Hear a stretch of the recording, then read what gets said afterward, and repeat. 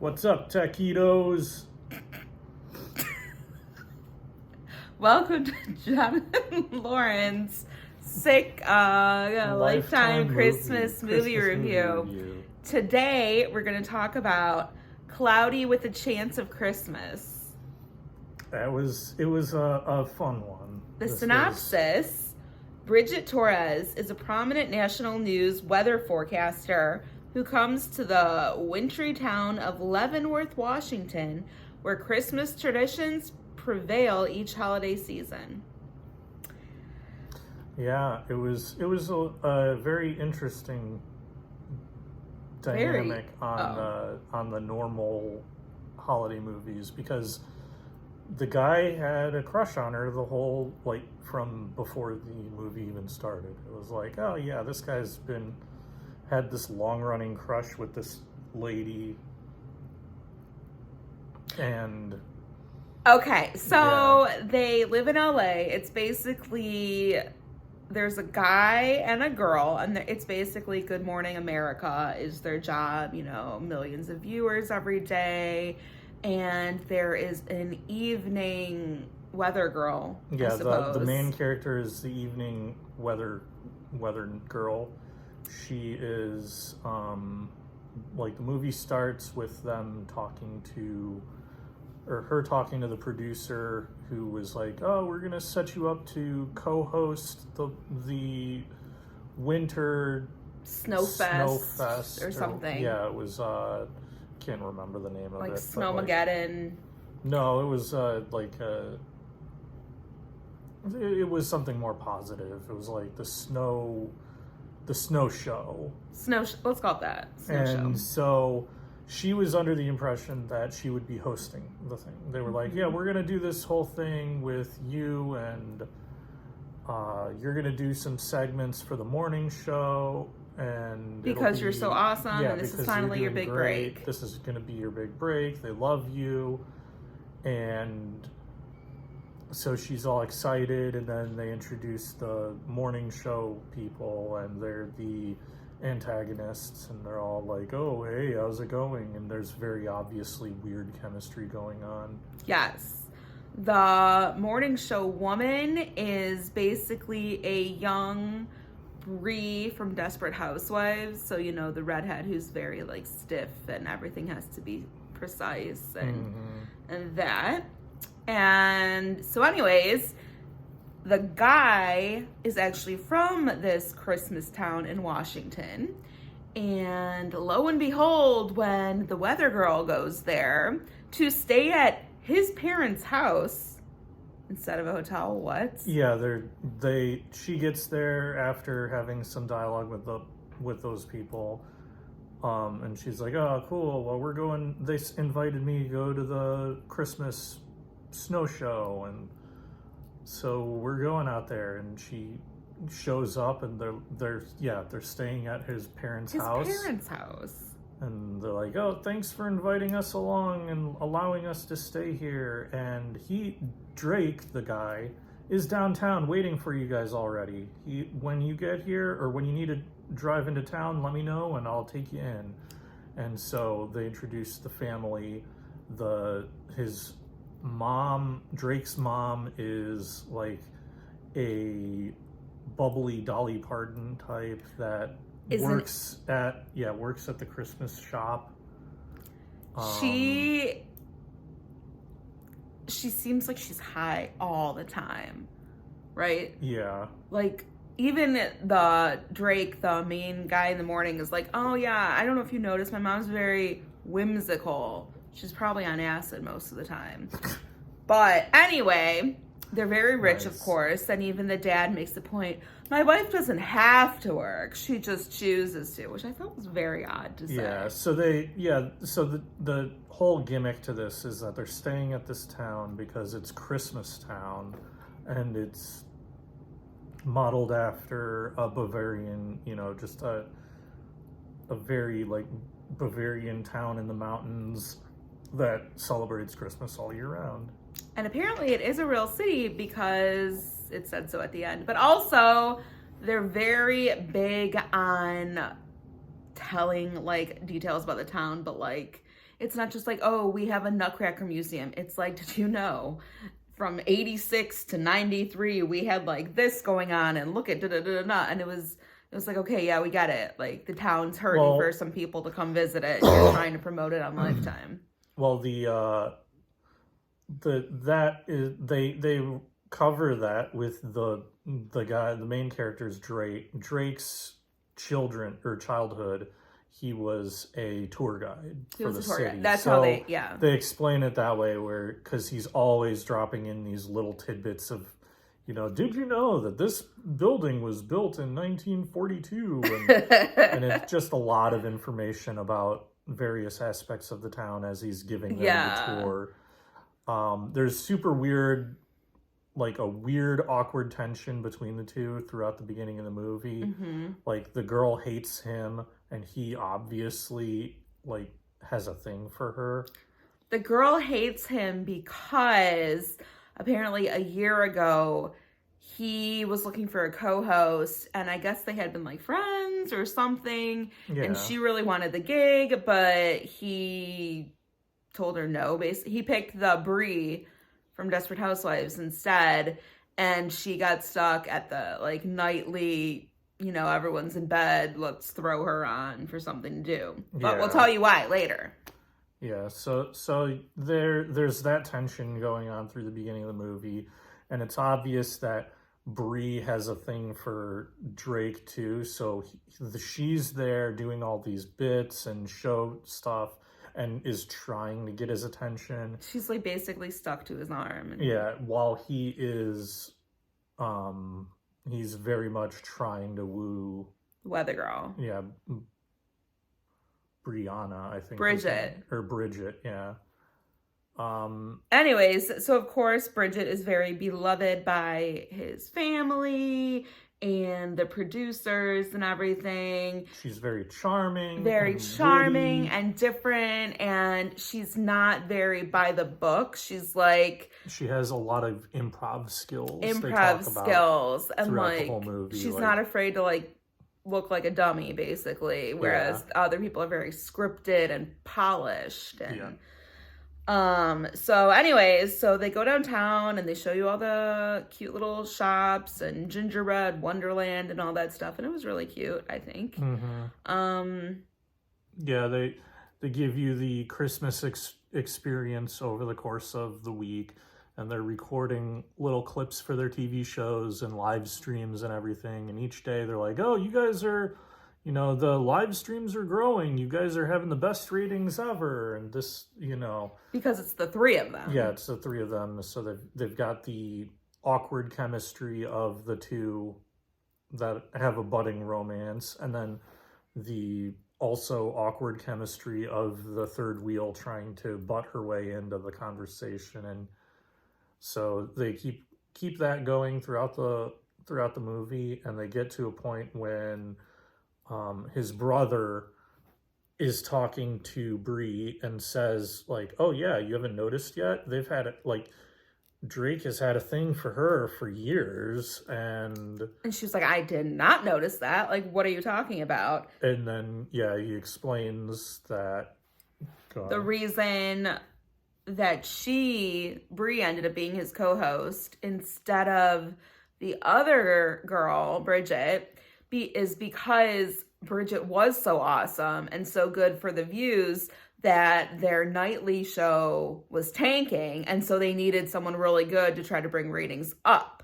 And that is the reason that he did not hire her as his co-host, because she had to save the nightly news. Yeah, so it wasn't his choice. Right. He was all for trying to get her to come along, but she was picked by the management to run the nightly news show, or to be the focal point of the nightly news, and she did a wonderful job of that. And then they brought in this new girl who was fine. Like, yeah, she was all right, but made things awkward, and she kind of took it personally because he didn't mention, like, he didn't throw the executives under the bus. He was like, yeah, I didn't pick you, sorry. And then she, like, had a thing against him for that. Yeah. Obviously. So that comes out, And then it's Christmas, or it's what, the day before Christmas Eve. It's supposed to be their final show where they talk about Where all the snow where all the comes snow in. comes. They've been talking about snow all week, and they're hoping that they're going to have a white Christmas so that they can have The snow show. yeah, the final episode of the snow show where they go live on TV, because everything up to this point has been live streams, and they go live for this snow show, and they want it to be snowy, but the girl, There's no snow. yeah, there's no snow. There's a plan, like it's in the forecast. It's supposed to snow at some point in the evening, but they didn't know if it was going to be during the show or after. So they got a fake snow blower, snow machine, and and then Breeze writes out this whole script about how the show is going to play out, and the other girl does not like it. Because first of all, Bridget doesn't like it because it was supposed to be her show to begin with. Yeah, she was supposed to be kind of running with it, and now she's the weather girl. So now they're saying, "Oh, well, if the snow isn't coming, we'll just turn the snow machine on, and you can lie through your weather forecast and say that that's not a problem." And she's like, no. She's like, if there's no snow, there's no snow. I'm not going to say there is. And Bree's like, no. People want junk food for the mind. They needed to see it snow. And she's like, the fuck? Yeah. And so she huffs away. And anyways, then she talks to the guy. Of course, she's dressed gorgeous in a little snowflake white dress. Mm-hmm. And she explains to the guy her feelings, and he was like, oh, did he tell her he had a crush on her then? No, what happened was they end up deciding that she will do whatever she wants for this segment because it's her segment. So if they were talking it through, and they're like, well, if we want to, if they use the fake snow and the snow machine, we're going to lean into it, say, hey, it's not snowing yet, but we'll give you an update tomorrow after the snow, and we can do a little web update afterwards and show them that the snow's still, the snow came. And so what happened was they did the segment, but the guy, Drake, is like, he was the one who said, oh, we'll have some fake snow. Or he said that it might not snow during the show. And then they cut to a commercial break, and Bree was very upset about him not being on her side. And she basically calls him out and says, oh, well, if you didn't have such a crush on the weather girl, we could be doing this as us. And he's like, us? I don't like you. Yeah, he was like, whoa, I like, we have a great business relationship. I don't have a thing for you. And then they're having this conversation, and Bridget comes over and was just overhears the whole thing and was like, is this true? Did you not, it wasn't your fault that I didn't get this job? And that's when they kind of make up. And we forgot a part. Okay, so before this, Bridget got all pissed off or something, and she decides she's gonna fly home that night. However, of course, it's too icy and her flight can't. No, that comes after this. Really? Yeah. Okay. Because this was the day before Christmas Eve. Okay. They record that whole segment. They get everything done, and then she decides what Lauren said. She doesn't want to stick around. She's going to leave early. She goes and gets a hotel room for herself and moves into this hotel room. But why would she do that if she wasn't mad at the guy anymore? She was mad at the guy because he wasn't honest, and this was all a weird thing.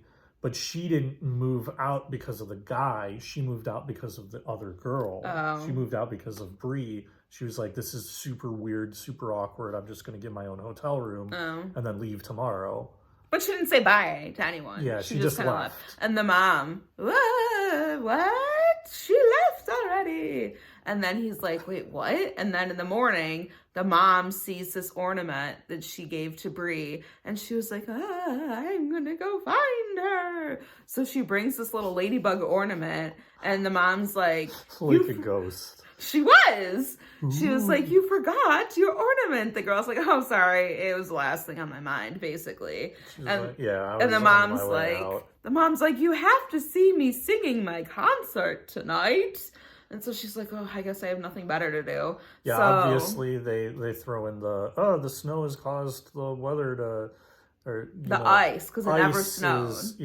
Ice is going to be a problem, so you're not going to be flying out, because she was supposed to fly out Christmas Eve so that she could land back in LA And have it with her aunt. Yeah, have Christmas with her aunt and go to midnight mass and celebrate and everything. Yeah, and so the mom makes her go to like the annual snow show concert that the mom sings. Yeah, like the actual celebration and everything. She sang 3 sentences. It was like, look at my little snow feet. I love it. And everyone applauds wildly, and they're like showing the crowd, and they're like, and then that was it.